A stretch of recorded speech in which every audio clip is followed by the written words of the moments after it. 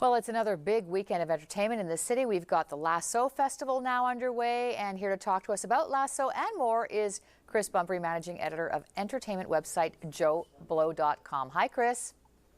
Hey, Carolyn, how are you? Good. Let's get right to it. And here, one of the headliners of this weekend's Lasso Festival at Parc Jean Drapeau, Shaboozey.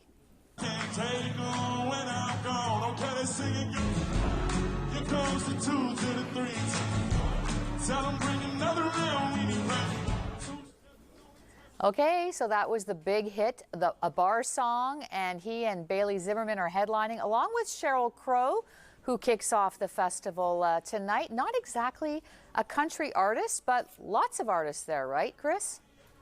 You know, it's funny. I was just thinking about this, how kind of the country genre in a lot of ways seems to have merged with the adult contemporary genre, which doesn't really seem to exist anymore. I mean, country music is just much different than it used to be, and I think that that's helped it explode in popularity.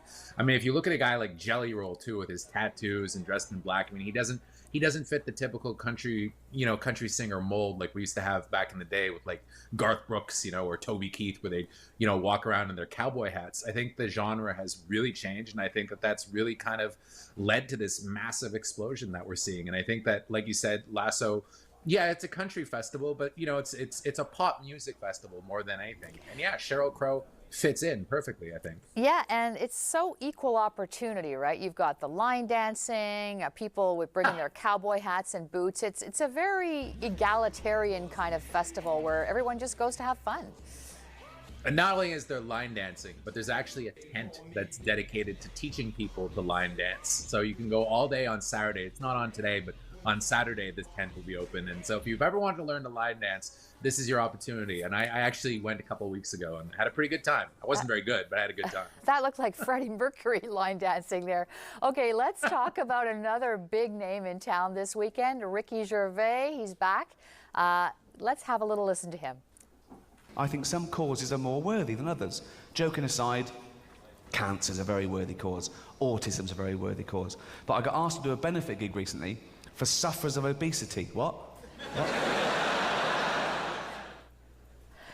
So there's Ricky pulling no punches. As he's known, he'll be at Place Belle tomorrow night. The interesting thing about Ricky Gervais is that there really seems to be a divide between his critics and his fans these days. Just a couple of years ago, he set a world record for the most people present at a comedy performance when he played the Hollywood Bowl. So I think he's as popular with audiences as ever, but he hasn't really been doing a lot of mainstream stuff lately. I mean, yeah, it's hard to imagine him, hosting, getting something like the Golden Globes to host, because I think that there's been a lot of anger at some of his humor, which, is strange to me because he's a stand-up comic and his whole job, his bread and butter is pushing buttons.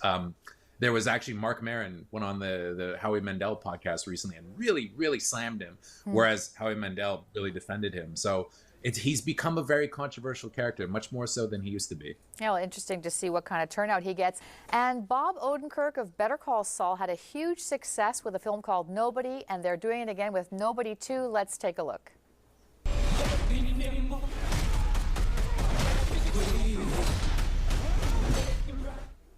So there he is, going at it, this sort of normal-looking guy with all these killer instincts. What's this film like? Is it just as fun as the first one?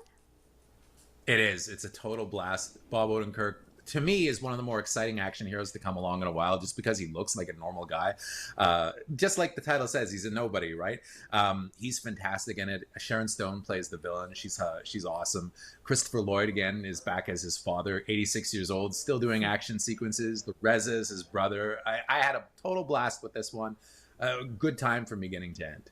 And what was he like as a person? Tell us. Oh, he was wonderful. I got to interview him in LA, and he was super nice, laid back, easygoing. He was exactly the kind of guy that you'd want him to be. All right, fantastic. Good to hear, Chris. Thanks so much for this. Oh, my pleasure. Thank you.